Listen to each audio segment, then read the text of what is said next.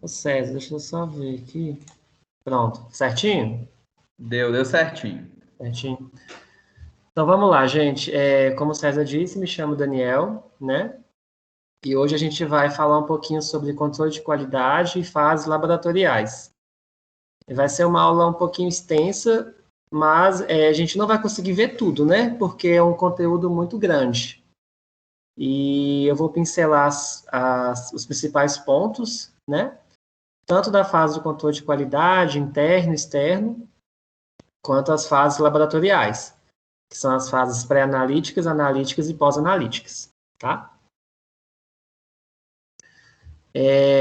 Bom, então vamos começar, né? Primeiro, o que é o controle interno de qualidade? Que, segundo o CLSI, o material de controle deve ter características que o habilitam a auxiliar o profissional analista na verificação do desempenho dos procedimentos de medidas, ou seja, desempenho do sistema analítico. A intenção é que se possa presumir que, se as análises do material de controle estão em conformidade, o bom resultado será obtido também nas análises de amostras dos pacientes. O que é importante desse parágrafo aqui? É a gente conseguir medir o desempenho do sistema analítico, tá? Então, a gente só consegue medir o desempenho do sistema analítico com o controle interno da qualidade. Entende-se que as análises seriadas feitas em materiais de controle e o julgamento por um método de análise estatística, com regras definidas, devem ser capazes de alertar o profissional quando algo não vai bem com o sistema analítico, e não alertar quando o sistema está funcionando adequadamente. E, gente, uma coisa que a gente aprende na faculdade e que a gente não dá muito valor é a questão da estatística, né? Os significados de coeficiente de variação, desvio padrão. Então, a gente vai levar isso muito para essa parte do controle interno. Então, a gente tem que ter isso bem fresco na cabeça, porque vai ser algo muito útil para a análise do mesmo. Então, seria interessante que vocês... Eu vou falar um pouquinho mais na frente, né, o conceito, mas que vocês tivessem com isso na cabeça, porque vai ser algo que a gente vai utilizar lá na frente, tá? Bom, vamos lá. Os materiais de controle são usados na avaliação da confiabilidade de um processo analítico, particularmente referente à precisão e exatidão, e também como meio de monitorar o desempenho analítico no dia a dia, né? Então, com o controle, a gente vai avaliar a precisão e exatidão. Mas na frente eu vou mostrar o conceito desses dois itens, que são outros itens que vocês têm que estar com eles frescos na cabeça, tá? Os materiais de controle devem ser processados como uma amostra de paciente, não devendo ter tratamento especial em uma corrida analítica. Se a gente entende que o controle de qualidade é para verificar se as amostras de pacientes estão compatíveis, obviamente, as amostras de controle em si devem ser tratadas da mesma forma que amostras de paciente, né? O resultado obtido deve ser avaliado por um método de controle de processo, que pode ser o gráfico de Levin-James, que a gente vai ver mais na frente, ou as regras de Westgard, antes da liberação do resultado das amostras de pacientes. Tanto o gráfico de Levin-James quanto as regras de Westgard também nós vamos ver mais na frente. Bom, vamos falar um pouquinho da importância do profissional no controle de qualidade. Quais que são as responsabilidades? Da diretoria do laboratório. A diretoria deve implementar o gerenciamento da qualidade, cuidar do atendimento às normas legais, o atendimento aos requisitos dos programas de acreditação e disponibilização de instrumentos, insumos e ferramentas adequadas para o melhor desempenho do setor analítico. Qual que é a função do analista? O analista deve conhecer profundamente os sistemas analíticos inseridos no laboratório, as normas operacionais, as disponibilidades e o controle estatístico de processos, e estar preparado para a tomada de decisão imediata quando o controle apresentar regras de rejeições. Isso é muito importante, pessoal. Vocês que vão estar no dia a dia do laboratório devem estar cientes quando o controle passa ou não passa. Quando não passa, é aquele terror, né? O que aconteceu, o que a gente faz e tal. Então, a gente tem que estar preparado para essas diversas situações, né? para a gente ter uma tomada de decisão rápida e o mais importante, que não tem impacto nos resultados dos pacientes. E qual que é a função do técnico? O técnico deve diluir corretamente o controle disponibilizado e executar o mesmo, garantindo excelência no seu trabalho. É o dia a dia, né? O técnico vai fazer diluição, vai processar o controle, e o analista vai analisar esse controle. Bom, então vamos para alguns conceitos. Aqui eu tenho o famoso os conceitos de exatidão e precisão, que eu tenho aquele, até esqueci o nome agora, como se fosse um arco e flecha, que eu tenho os pontos aqui nesse gráficozinho, né? Nesse gráfico A, eu tenho aqui vários pontos soltos, né? Tanto na partezinha branca, quanto na partezinha azul, quanto na partezinha laranja e nenhum na amarela. Ou seja, eu não tenho nem precisão e nem exatidão. Os pontos estão todos soltos no meu gráfico. No gráficozinho B, eu tenho vários pontos todos juntos na corzinha azul. Mas a minha meta, que seria esse ponto amarelo, eu não tenho nada nela. O que isso significa? Que eu tenho pontos precisos, que eles estão todos próximos nessa corzinha azul, porém, eu não tenho nenhum ponto na cor amarela, ou seja, eu não fui exato. Fui preciso, mas não fui exato. O pontozinho C, o que eu tenho? Eu tenho um ponto na minha cor amarela, alguns pontos na minha cor laranja, um ali no limite do laranja com azul. Porém, os pontos estão espaçados. O que isso significa? Que eu tenho uma exatidão, que eu atingi a minha meta, que é o ponto amarelo, porém, os pontos estão muito longe uns dos outros, ou seja, eu não fui preciso. E a figura D, que é o mundo ideal. Eu tenho todos os pontos próximos e próximos também da minha meta, ou seja, eu fui preciso e fui exato, tá? Então, o que a gente tira disso aqui? Exatidão é quando eu chego o mais próximo do meu valor verdadeiro, da minha meta, que é esse ponto amarelo. A figura A e a figura... vou olhar aqui. A figura A e a figura B, os meus pontos ficaram todos longe da minha meta. Ou seja, eu não fui exato, né? A figura C e D, eu já tive pontos próximos à minha meta. Ou seja, eu fui exato. E precisão é quando eu tenho um conjunto de medidas. Ou seja, quando eu tenho pontos próximos, mesmo que ele não esteja próximo da minha meta. Ou seja, o meu gráfico A e o meu gráfico C, eu tenho pontos muito espaçados. Ou seja, eu não tenho pontos precisos. Já o meu gráfico B e o meu gráfico D de dado, eu tenho pontos próximos um dos outros, mesmo que ele não esteja próximo à meta, que é o caso do gráfico B. Mas eles estão próximos, ou seja, eles estão precisos. Bom, vamos falar um pouquinho agora das regras para o controle interno. Aí vou falar um pouquinho do gráfico de Levin-James e as regras múltiplas de Westgard, que são as principais ferramentas utilizadas no laboratório clínico para a gente poder avaliar o controle interno de qualidade. Bom, vamos para o gráfico de Levin-James, né, que é o primeiro deles. É genericamente um gráfico de controle em que os resultados de uma corrida analítica são plotados em função do tempo ou a sequência de suas corridas. Nada mais é um gráfico que eu tenho uma média e desvio padrão. Os pontos são unidos por linhas que exibem, para quem o analisa, as diferentes expressões que interessam ao controle interno, como os desvios, tendências e aleatoriedades. E pode ser entendido como a representação da curva de Gauss. Bom, aqui eu tenho um exemplo do gráfico de Levin-James, onde a minha linha verde seria a minha média, a minha linha azul seria o meu primeiro desvio padrão, a minha linha amarela, o meu segundo desvio padrão, e minha linha vermelha, o meu terceiro desvio padrão, tá? Geralmente, no laboratório clínico, a gente considera até mais ou menos 2 desvios padrões. O terceiro desvio padrão já não é considerado como uma regra aceitável e geralmente entra na regra de tendência, tá? E como que a gente utiliza esse gráfico de Leven-Jennings? Eu utilizo o gráfico de Leven-Jennings juntamente com as regras múltiplas de Westgard. E tem até uma frase do Westgard que é a seguinte: por que ele resolveu criar essas regras, né?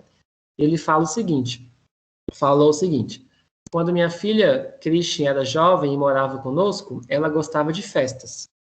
Um dia ela me disse que estava pretendendo chegar tarde de novo, e eu senti necessidade de exercer algum controle sobre seus horários. Então eu disse a ela que se ela passasse uma vez de 3 horas, 2 vezes de 2 horas ou 4 vezes de 1 hora, ela estaria encrencada. Isto é um controle por regras múltiplas. Ou seja, aqui a gente viu a palavra controle, aqui a gente viu a palavra encrencada, que no nosso caso aqui vai ser sinônimo de rejeição. Então, cada vez que a filha dele ultrapassava as regras que ele estabeleceu, ela estava encrencada. E no caso do laboratório, seriam as regras de rejeição. Tá? A gente vai ver uma por uma. Na verdade, nós vamos ver as mais importantes, né? As regras múltiplas usam uma combinação de critérios de decisão ou regras de controle para julgar quando uma corrida analítica está dentro ou fora do controle. As regras de Westgard geralmente são usadas com 2 a 4 controles por corrida, o que significa que elas são adequadas para uso com controles de pelo menos em 2 níveis. Geralmente, no laboratório clínico, eu tenho um controle de 2 níveis. O que é isso? Um controle com nível normal e um controle com nível patológico, que eu tenho que ver a variação do meu sistema analítico. Vou dar um exemplo na prática. Eu tenho um PCR. PCR feito na bioquímica. Então, eu tenho um PCR com níveis normais de controle e um PCR com níveis alterados de controle. Então, aí eu estou dizendo que eu uso 2 níveis de controle. Porém, eu vou ter analíticos mais críticos que eu uso 3 níveis de controle. Quais são eles? Hemograma, gasometria, onde eu tenho um nível normal, um nível alterado para mais e um nível alterado para baixo. Eu tenho 3 níveis de controle. Nunca é indicado eu utilizar apenas um nível de controle, porque eu não consigo ver a minha variabilidade analítica. Sempre, no mínimo, 2 níveis de controle por corrida, tá? Bom, explicar mais ou menos como é que funciona as regras de Westgard. Aqui eu tenho a palavra 1, 2S, que é a primeira que vem à cabeça, né? Quando a gente está estudando as regras de Westgard. O que significa esse número 1? Representa o número de resultados do controle que excede o limite de tolerância especificado. O que significa o número 2? Significa que o limite de tolerância estabelecido para o controle foi 2 desvio padrão, acima ou abaixo da média. E o que significa a letra S? A letra S vem do inglês standard, que compõe a palavra standard derivation, ou desvio padrão em português. Ou seja, aqui eu estou trabalhando diretamente com o gráfico de Leven-Jennings, onde eu trabalho principalmente em relação ao desvio padrão, se foi para mais ou se foi para menos. Quando a gente visualizar o gráfico de Leven-Jennings, a gente vai ver isso na prática. Como é que funciona e como que eu, através das regras de Westgard, posso ligar meu alerta ou a minha rejeição, que a gente, voltando àquele caso da filha dele, que ela estava encrencada, né? E, através das regras de Westgard, eu vou conhecer mais 2 definições que vocês precisam ter bastante ciência delas, que são os erros aleatórios e os erros sistemáticos. Se a gente observar no primeiro gráfico à esquerda, do erro aleatório, nós vamos ver que os pontos estão todos muito próximos ao zero. Porém, na data do dia 5, eu tenho um ponto que ficou muito acima do nível 3, que seria o terceiro desvio padrão. E depois ele voltou à normalidade. Esse ponto que ficou acima, na data do dia 5, seria um erro aleatório, um caso isolado. Tanto é que no dia seguinte, ele já voltou à normalidade. Agora, se a gente analisar um gráfico do erro sistemático, a gente pode observar que do dia 1º ao dia 4, ele manteve Linearidade, próximo ao desvio, né, que foi o 0. Porém, a partir do dia 5, ele começou a oscilar muito no primeiro desvio e ficando acima da média. Geralmente, erro sistemático indica tendência. Desculpa. Que é outra palavra que vocês têm que ter em mente. Erro aleatório, erro sistemático e tendência. Se eu tenho uma tendência no meu sistema analítico de controle, eu posso ter tendência no meu resultado de paciente, né? Ou seja, por exemplo, uma glicose, que eu estou tendo uma tendência positiva. O que eu posso levar de consideração? Que todos os meus pacientes, na dosagem de glicose, estão com resultado acima do que seria esperado para os pacientes. Então, já liga o sinal de alerta, de rejeição. Vai depender de caso a caso. E aqui mais algumas definições que são muito importantes, pessoal. Vamos lá. Erro aleatório. Relaciona-se com desvio padrão e CV, que é o coeficiente de variação. Surge quando a distribuição mostra maior distanciamento dos pontos em relação à média, que foi aquele caso que eu citei anteriormente, que todos os pontos estavam próximos à média, tive um ponto isolado muito fora da média e ele voltou para a média no dia seguinte. Indica maior variabilidade do sistema, ou seja, maior CV, quanto maior o meu erro aleatório. Quanto maior o meu erro aleatório, maior vai ser o meu coeficiente de variação, ou seja, maior vai ser a dispersão dos meus dados, ocasionando alargamento da curva de distribuição dos resultados de controle. Geralmente, as regras de Westgard que detectam o erro aleatório é a 13S e a R4S. Erro sistemático. Geralmente relaciona-se com a média. Surgem quando a distribuição dos pontos no gráfico de Levin-James deixa de apresentar oscilação em torno da média, que foi o que a gente viu no exemplo anterior, que eles estavam oscilando próximo à média, e a partir do dia 5 em diante, ele ficou oscilando no primeiro desvio. Não teve uma mudança abrupta, porém, ele ficou longe da média, tendo essa oscilação, ou seja, tendo uma tendência. Quais são as regras de Westgard que apontam para erro sistemático? A 22S, 41S, 5X, 7X, 10X e 7T. E aqui mais algumas definições que eu acho válidas. Coeficiente de variação. É uma medida relativa de variabilidade, como eu falei anteriormente. É o desvio padrão expresso como uma porcentagem média. E aqui eu tenho a fórmula do coeficiente de variação, que vocês não precisam decorar, mas é importante que vocês tenham ciência dela, tá? Geralmente, as análises de controle interno, na vivência do laboratório, é a análise do coeficiente de variação. Todas as especificações da qualidade, que são as metas que a gente tem que atingir, a gente utiliza o CV como parâmetro, tá? BP é o desvio padrão. O desvio padrão é uma medida que expressa o grau de dispersão de um conjunto de dados. E o desvio padrão indica o quanto um conjunto de dados é uniforme. Então, a gente tem que trabalhar com esses dois conceitos na cabeça. Coeficiente de variação, desvio padrão. Além dos outros que eu já falei anteriormente. Erro sistemático, erro aleatório, precisão e exatidão. Né? Então, para a gente começar a ter uma noção de controle de qualidade, a gente tem que ter todas essas definições bem frescas na cabeça. Beleza? Bom, então agora a gente vai falar de regra por regra, né? E vamos entender um pouquinho delas, tá? A primeira regra é a 1,2S, né? O que é essa regra 1,2S? 1,2S significa que eu tenho um ponto no segundo desvio. Pode ser tanto para cima ou para baixo, tá? Vamos ver esse gráfico aqui, ó. Então, eu tenho um ponto nível 2 ok, nível 3 ok, o nível 4 ok, o nível 5, no dia 5, desculpa, no dia 6 e no dia 7, se vocês observarem, eu tenho um Daniel, ponto... Oi? rapidinho.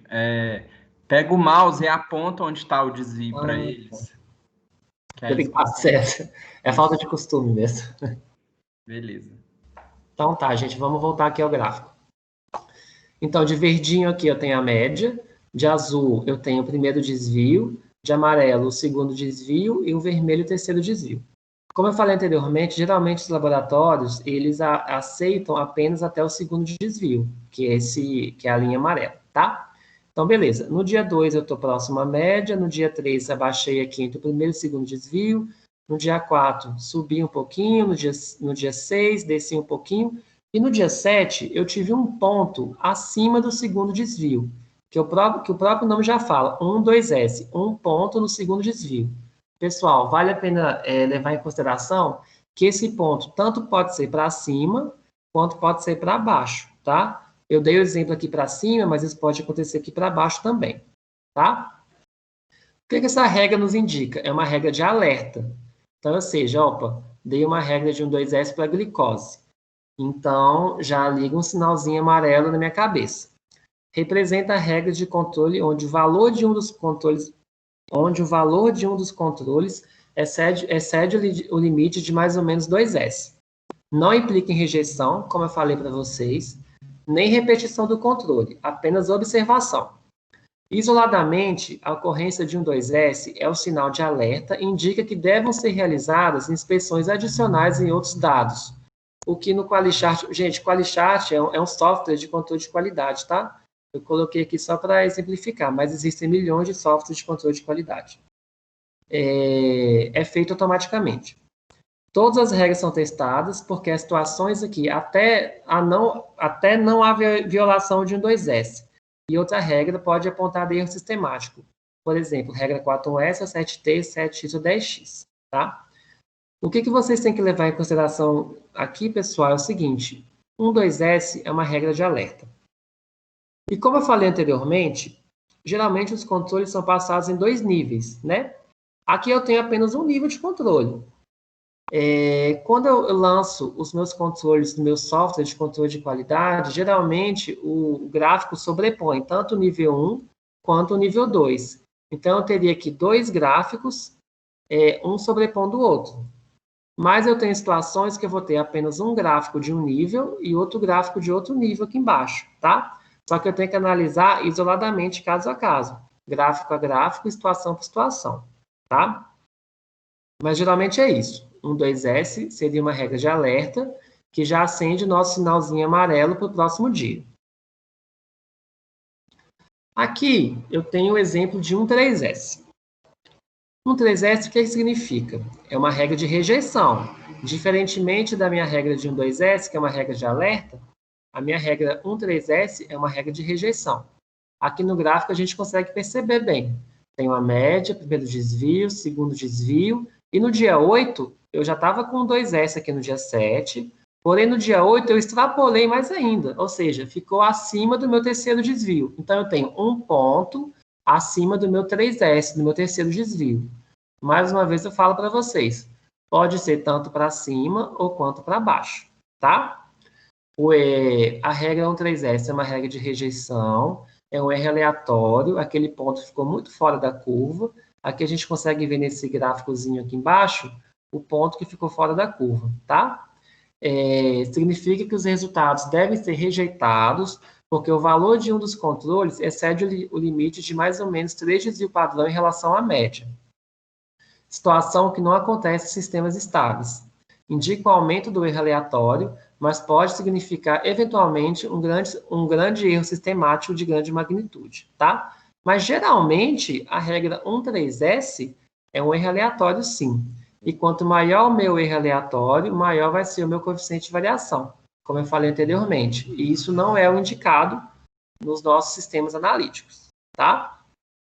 Vamos para o próximo. Então, a gente já viu a 2S, que seria uma regra de alerta, e a 3S, que seria uma regra de rejeição. Nosso próximo ponto aqui, gente, é a 2,2S.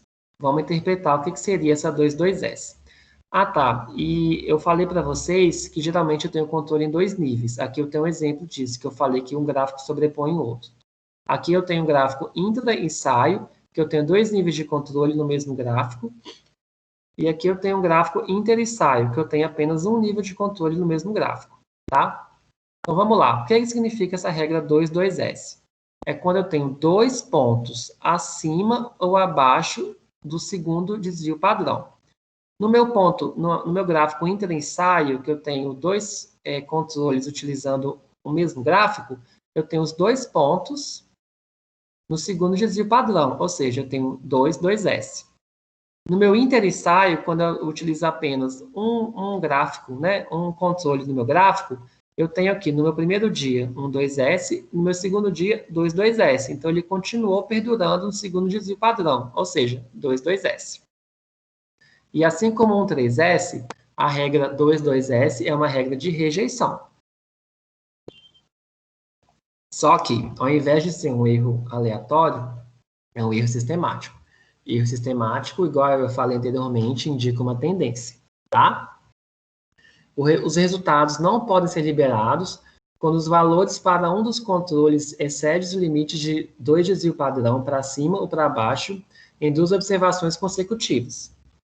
A regra é inicialmente aplicada em uma mesma batelada para os valores de 2 controles, no mesmo dia, ou seja, avaliação intra-ensaio. Foi quando eu falei para vocês que eu utilizo 2 níveis de controle no mesmo gráfico. Deve ser aplicada também em 2 observações consecutivas para um só nível de controle, avaliação inter-ensaio, quando eu tenho apenas um nível de controle em dias consecutivos, né? Essa regra indica o erro sistemático, que é um tipo de erro mais frequente de solução mais fácil.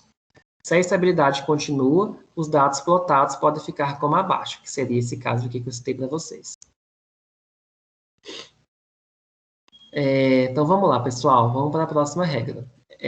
A próxima regra é R4S. Essa regra R4S, eu só consigo aplicá-la em ensaios, em controles que eu tenho 2 níveis e eles são utilizados no mesmo gráfico.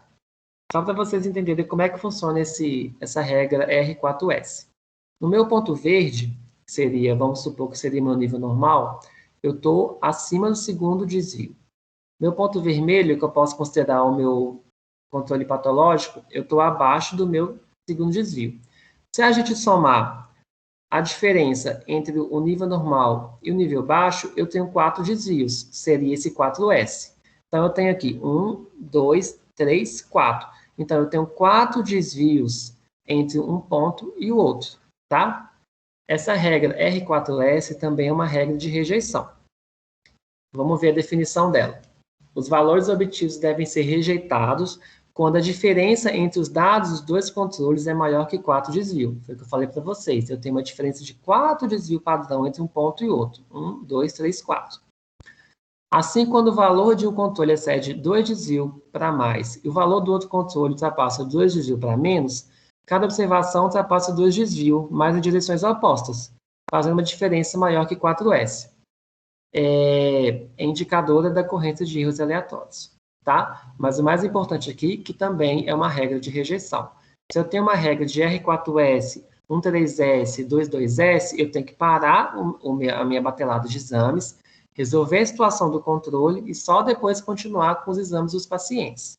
A única regra que a gente viu aqui por enquanto, que seria um alerta, seria a regra 12S. Vamos para a nossa próxima regrinha aqui, que seria a 4S, tá? Da mesma forma, eu posso utilizar ela com um controle ou 2 controles, tá? A regra 4S também é uma regra de rejeição, geralmente indica erro sistemático ou tendência. Para a gente entender como é que funciona essa regra 4S, por exemplo, com um controle, eu tenho 4 pontos em um desvio padrão. Então, eu sei, 4 pontos consecutivos em um S, em um desvio padrão. Se a gente contar aqui, ó, 1, 2, 3, 4. Isso utilizando apenas um controle. Quando eu utilizo 2 controles, o nível normal e o nível baixo, o nível baixo e o nível alto, aí eu somo os pontos. Então, eu tenho 1, 2, 3, 4. 4 pontos no mesmo desvio padrão, tá? É um erro sistemático, como eu falei anteriormente. Os resultados devem ser rejeitados quando 4 valores consecutivos de um controle excedem os mesmos limites, ou seja, mais ou menos um desvio padrão acima da média ou menos um desvio padrão abaixo da média. Essas observações consecutivas podem ocorrer com os valores de um controle e requerem observação durante 4 dias consecutivos.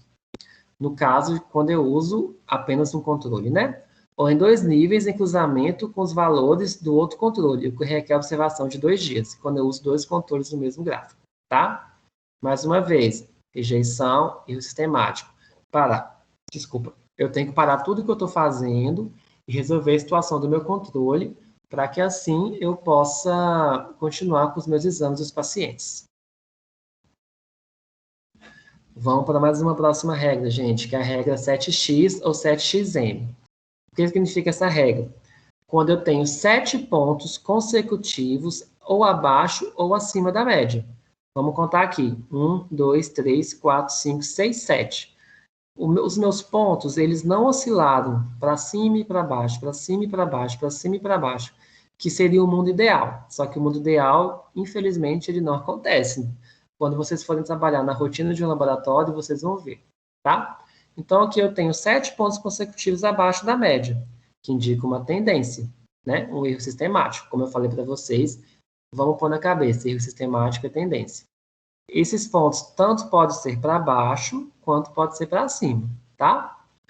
Então, vamos lá. Essa regra é violada quando os valores do controle estão no mesmo lado da média em 7 dias consecutivos, não sendo necessário que os limites ultrapassem o segundo ou terceiro desvio.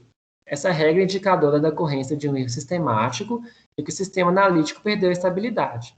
Estabilidade, tá, gente? Isso aqui é muito importante. Se meu sistema analítico perdeu a estabilidade, o que eu posso levar isso em consideração? Eu paro e penso, bom, os meus controles estão com esse tipo de tendência. Se os meus controles estão com esse tipo de tendência, os meus resultados de pacientes também.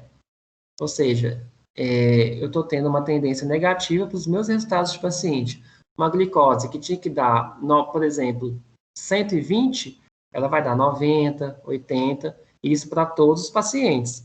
Então, isso é muito sério, pessoal. A gente viu essas regras, a gente tem que tomar a decisão na hora, porque senão tem impacto direto no paciente, tá? Vamos para a próxima regra, que é a regra 10x, que ela é muito parecida com a regra 7x, né?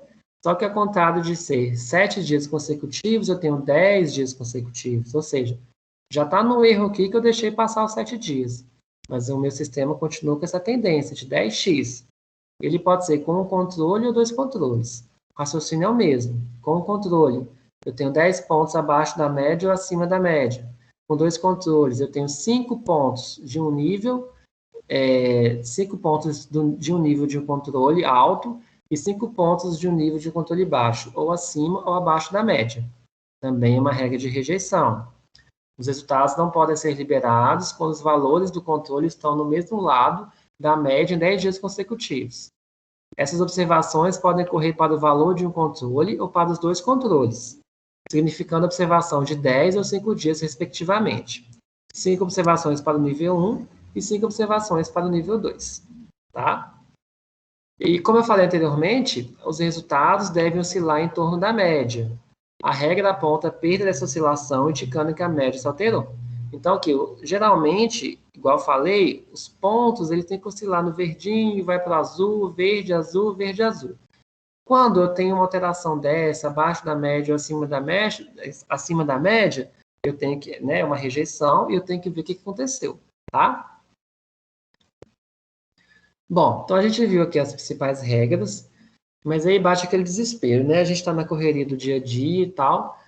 O meu técnico passa o controle de qualidade, né? Dilui o controle de qualidade, vai para o equipamento. E agora, o que eu faço, né? Então, eu listei algumas maneiras aqui de lidar com as não conformidades, porque as rejeições seriam essas não conformidades. Bom, vamos lá. O que eu tenho que fazer primeiro? Inspecionar detalhadamente o gráfico de controle e as regras violadas. Beleza. Estou avaliando meu gráfico de Levin-James e vejo lá, uma regra de 1,2S, uma regra de 2,2S, uma regra de 1,2S, uma regra de 2,2S. E aí, eu tenho que conhecer qual regra que... Só um minutinho, pessoal. Então, vamos lá. Eu tenho que inspecionar detalhadamente o gráfico de controle e as regras violadas.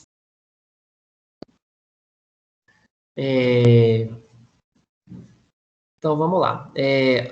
A partir da análise do gráfico, eu tenho que ver qual regra que foi que aconteceu, né? Se foi um 2S, 22S, um 3S, 7X e por aí vai.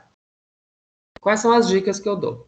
O gráfico de controle é uma ferramenta imprescindível no controle interno quantitativo e o profissional deve se familiarizar com ele. O que eu falo para vocês é que vocês não tenham medo do gráfico de Levin James e nem das regras. Isso é questão de prática mesmo. Isso é no dia a dia, né?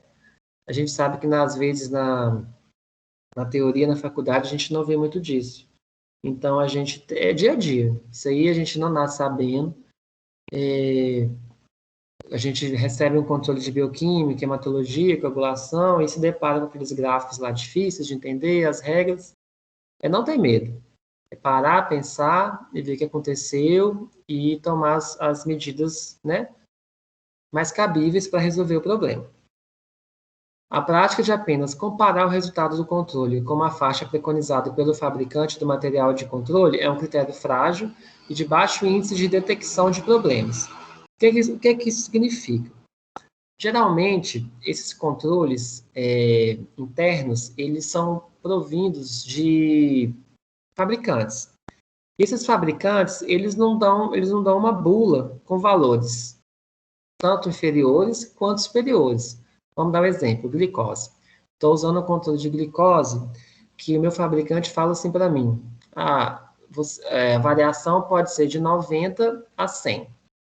Ou seja, você não pode ficar abaixo de 90 nem acima de 100. Então, quando eu começo a utilizar um material de controle, esse vai ser meu primeiro critério, 90 a 100. Só que, com o passar do tempo, com o passar das minhas rodadas analíticas, com o passar dos meus controles, é interessante que o laboratório adote o seu próprio critério de aceitação, né? Geralmente, esses critérios de aceitação são menores que os preconizados pelas bulas, porque eles têm valores muito amplos. E quando eu tenho valores muito amplos, eu não consigo detectar com tanta presteza, né, e agilidade um problema que possa acontecer. Então, a gente trabalha com esses valores de bula, inicialmente, e com o passar do tempo, o laboratório ele vai adquirir a sua própria média, o seu próprio desvio padrão, tanto o seu valor positivo, né, um valor mais alto, quanto o valor mais baixo, tá? Mas é só para vocês terem ciência que isso é o que acontece na prática. A gente começa com o valor do fabricante e depois passa para valor próprio. A análise do gráfico de controle ou teste das regras revela um problema que você pode resolver. Isso é o que se espera de um sistema de controle. O sistema de controle está lá para ajudar vocês. E é a partir dele que vocês vão tomar as decisões cabíveis no dia a dia. Vamos lá. Analisar as possíveis causas de erros. Dicas, né? Lembre-se de verificar o último movimento em relação ao aparelho, manutenção recente, ao reagente, novo lote, calibração, etc. Porque tudo isso interfere no meu controle de qualidade. Será que eu tive uma manutenção corretiva? Será que eu tive uma manutenção preventiva recente? Vou ver meu reagente. Será que eu estou usando um reagente de novo lote? Será que eu calibrei esse reagente? Tudo isso interfere no meu controle de qualidade. Uma vez que eu estou alterando o meu sistema analítico, seja com manutenção, seja com calibração, seja com novo lote de reagente, a gente tem que saber o seguinte, que tudo isso interfere no meu resultado de controle. Então, é muito importante que vocês saibam tudo o que acontece com o seu equipamento e com seus reagentes.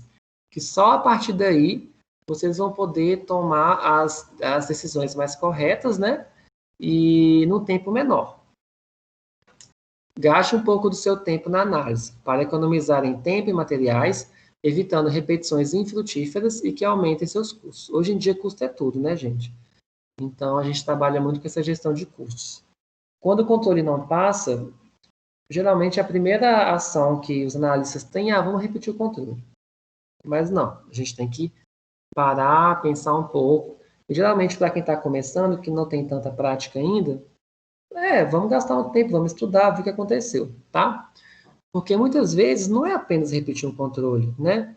Às vezes é uma calibração que foi mal feita, às vezes eu estou utilizando uma alíquota de controle que já está velha, já passou do prazo de estabilidade.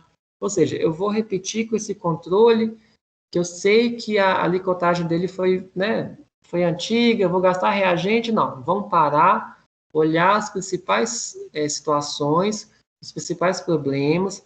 Vamos sempre pensar nas situações mais simples para a gente, para a gente poder resolver o problema, tá? Avalie principalmente dois aspectos. Se o problema afeta outros testes e se houve intervenção recente no equipamento, desde a manutenção preventiva, algum dano, até a troca de reagente, que foi o que eu falei mais cedo, né? Vamos sempre pensar no mais simples. Controle não passou? Vamos sempre pensar primeiro no reagente e no próprio controle em si, né? Se a estabilidade do controle já passou, se a estabilidade do reagente passou, como é que está meu equipamento? Eu tive manutenção corretiva? Tive manutenção preventiva? Como é que estão as calibrações? Então, eu sempre parto de um princípio, do mais simples até o mais difícil, digamos assim. Vamos para a terceira dica. Realizar intervenções no sistema visando corrigir o problema, né? Foi o que eu falei, a gente viu o problema, a gente para e pensa e a gente tem que resolver esse problema, porque o controle interno impacta diretamente no resultado do cliente. Avalie e procure conhecer seu sistema analítico e seu desempenho. Considere a opção de analisar as não conformidades, causas raízes e medidas corretivas adotadas anteriormente.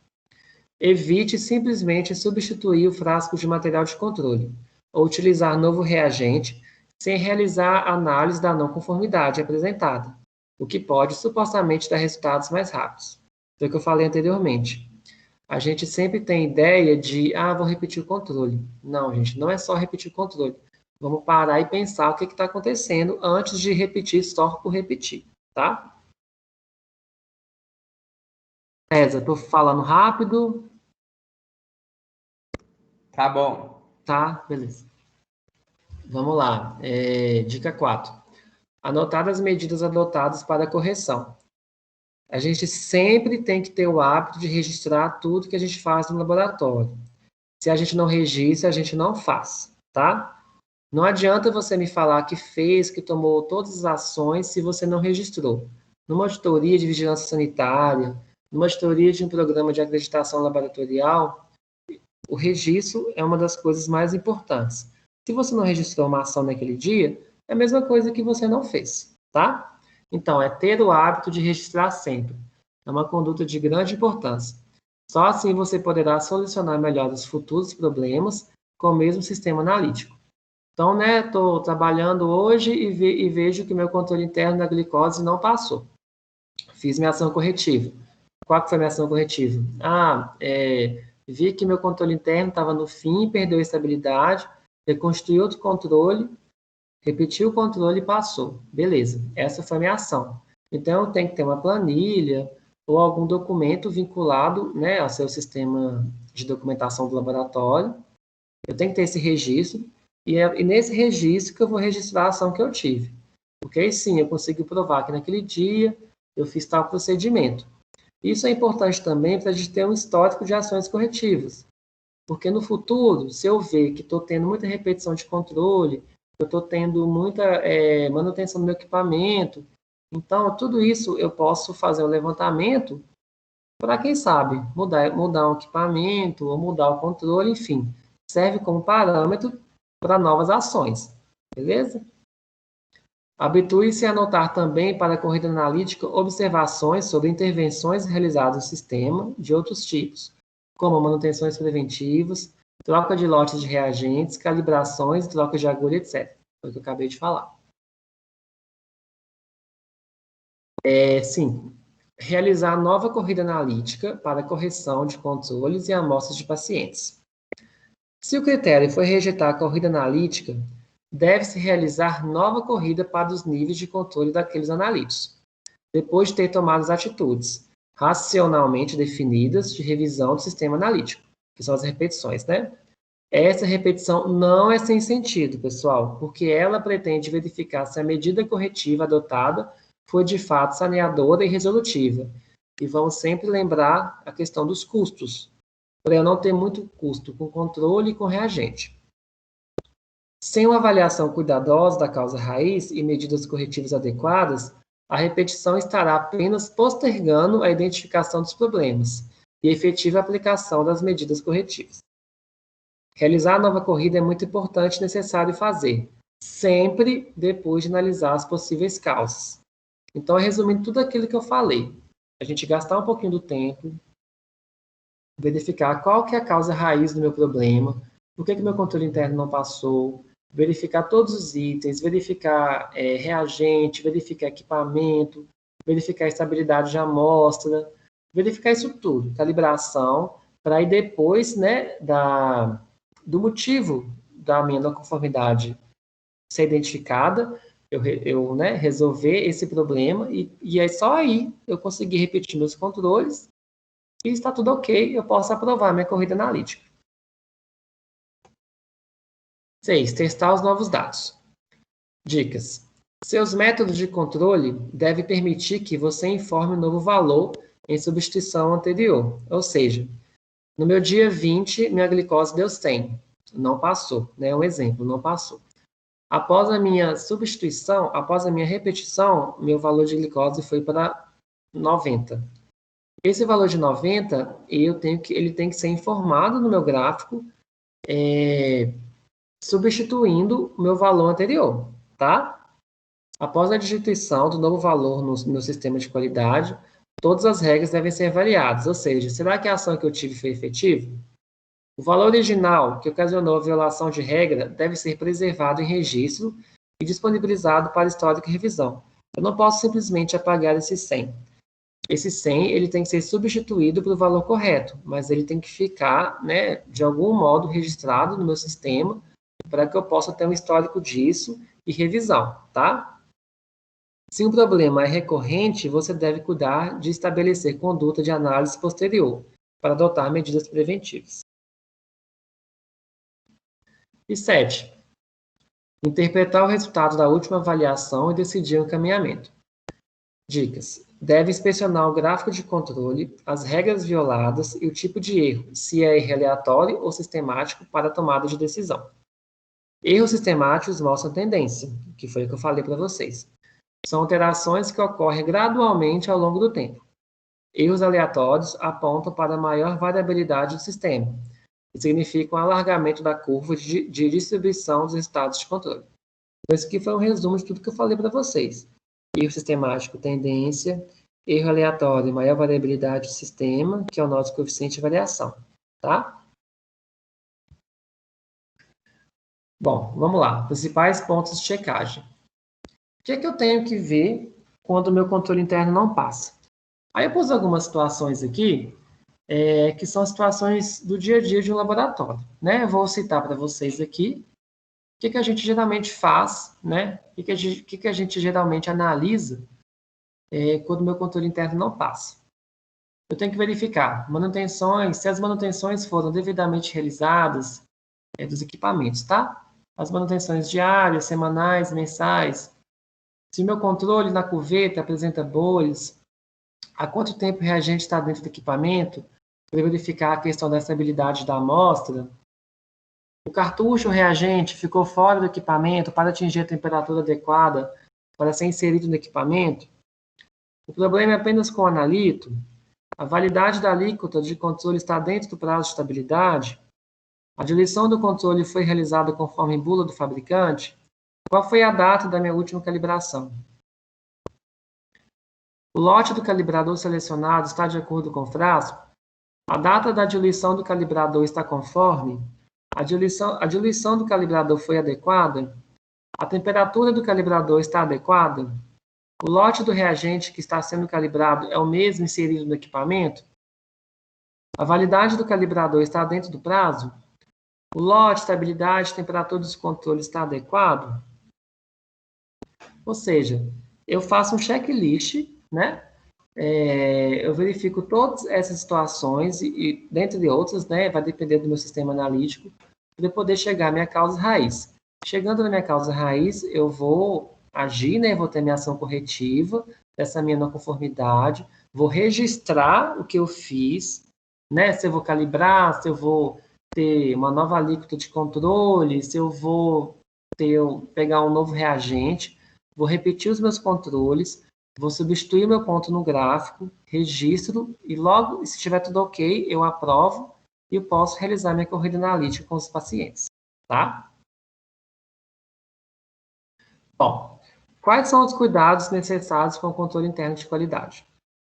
Eu tenho que verificar a estabilidade, tanto de reagente quanto de controle, do fabricante e do usuário. Geralmente, os controles são liofilizados, que são esses pauzinhos liofilizados, então eu tenho que ter muito cuidado com a reconstituição dos controles. E isso entra água reagente, né? Geralmente, os laboratórios têm que ter um controle de água.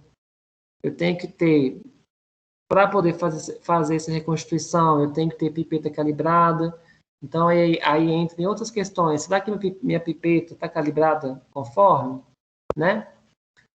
Como é que está meu armazenamento antes e depois da diluição? Como é que está meu fracionamento e armazenamento dessas amostras? A temperatura da alíquota, como é que está? Está ok? As condições da amostra na cuveta do analisador. A identificação do material, principalmente material não conservado em frasco original. Isso é quando eu alicoto, né? Eu tenho o meu controle, geralmente eles vêm nos frasquinhos de 3 ou 5 ml. Eu reconstruo com água. E eu posso alicotar esse controle, né? Sempre respeitando o que a bula do fabricante diz. Se a bula do fabricante fala que eu posso alicotar por 3 dias congelado a menos 20 graus, eu tenho que respeitar isso. Se ele fala que eu posso congelar durante 5 dias em temperatura refrigerada de 2 a 8 graus, eu tenho que respeitar isso, pessoal. Eu nunca posso ir contra o que a bula do fabricante fala. E aí, não sei se vocês vão percebendo, que aqui eu vou entrando em outras questões. Eu falei um pouquinho da água, eu falei um pouquinho das pipetas calibradas, falei de temperatura de geladeira, temperatura de freezer. Tudo isso é um controle diário. Tudo isso é um controle do processo, tá? Então, não é simplesmente chegar e passar o controle. É uma série de coisas que a gente tem que ver, tá? E isso é no dia a dia, né? Isso é na rotina de serviço, que a gente vai pegando os macetes, a gente senta, analisa, por que não passou tal dia e tal. É um jogo de quebra-cabeças. A gente vai juntando uma peça, junta outra peça e chega à causa raiz.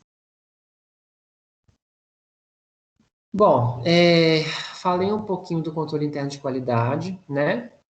Dei uma pincelada nas regras de Westgard.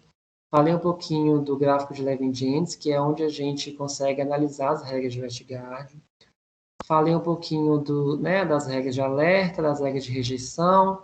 Falei um pouquinho de erro sistemático, erro aleatório, coeficiente de variação, desvio padrão, que são as principais definições que a gente tem que ter quando a gente fala de controle interno de qualidade.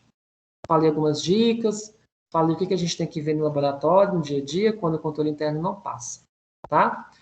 César, o próximo tópico é o controle externo. Você acha que o pessoal tira dúvida agora? O que você acha do controle interno? Meninos, vocês querem perguntar alguma coisa agora? Ou a gente pode seguir? Pode seguir. Então, vamos deixar assim, aí no final, os meninos anotam as perguntas e aí a gente tira as dúvidas todas de uma vez.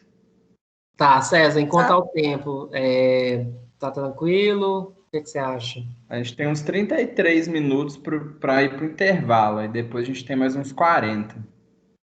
Tá. Dá tempo, sim. Tá. Então tá, gente. Então a gente viu um pouco de controle interno, tá? Vou falar um pouquinho do controle externo, porque além do controle interno, né, que é aquele controle do dia a dia, diário, eu tenho que ter uma outra forma de monitorar meu processo analítico, que é o controle externo da qualidade, tá? O controle externo, geralmente, ele verifica a exatidão do meu processo analítico. Se vocês lembrarem do gráficozinho que eu mostrei no início, que tinha aquele gráfico eu sempre esqueço o nome, que tinha o gráfico do arco e flecha, que tinha um ponto central, que eu sempre tenho que... E alvo, boa, estava tentando lembrar esse nome, alvo, obrigado. Se vocês lembrarem do meu gráfico de alvo lá do início, que eu tinha que ter todos os meus pontinhos no meiozinho, no amarelozinho, né? Lá no meio dele, que eu indico que o meu sistema é exato, o meu controle externo, ele vai verificar isso. Será que eu estou com exatidão no meu processo analítico? Então, é aí que eu consigo ver se o meu processo está exato. Porque, geralmente, o controle interno, ele indica a precisão. E o meu controle externo, ele indica a exatidão, tá?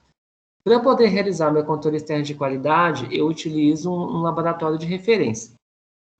Aqui eu coloquei dois laboratórios, duas empresas, né? Que são as empresas que são mais utilizadas no Brasil inteiro. Geralmente é a Controlab e o PNCQ. O PNCQ é o Programa Nacional de Controle de Qualidade e geralmente são usadas essas duas empresas para fazer a análise do controle externo. O que é o controle externo? É uma comparação de resultados. Vou exemplificar para vocês como é que funciona mais ou menos. A Controlab, ela disponibiliza rodadas, né? Então, eu tenho uma rodada de bioquímica. Essa rodada de bioquímica, eu tenho todos os parâmetros que são realizados no equipamento de bioquímica, né? Eu tenho uma glicose, PCR, ureia, creatinina, sódio, potássio, enfim.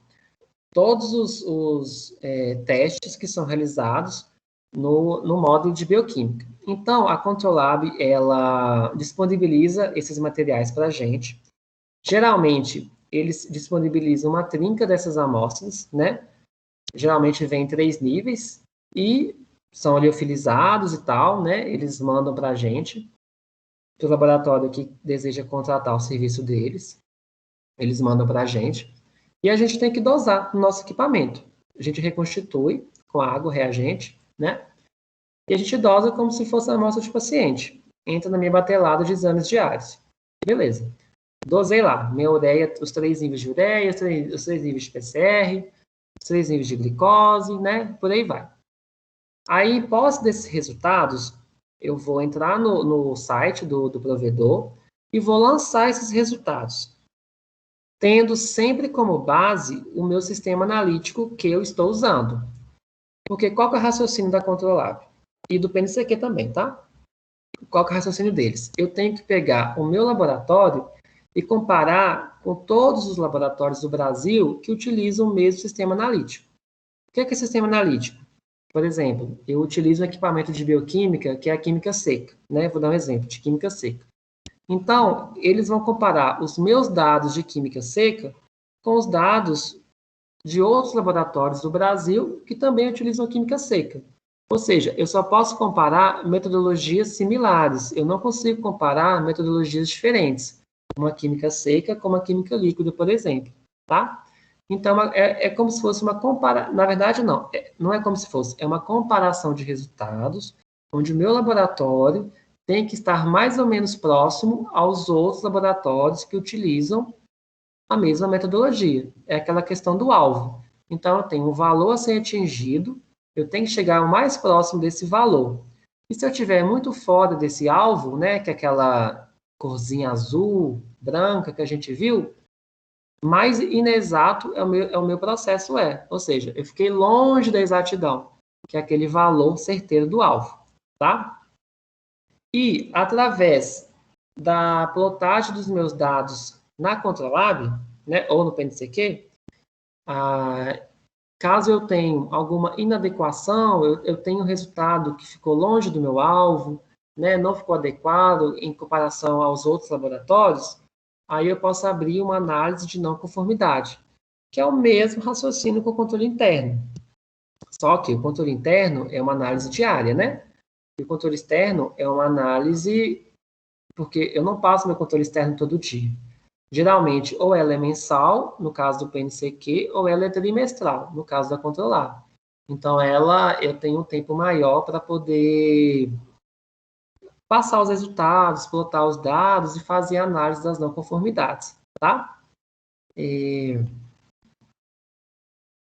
como eu disse anteriormente, né, eu verifico a exatidão do meu processo analítico. Então, a gente sempre associa, gente, controle externo com exatidão.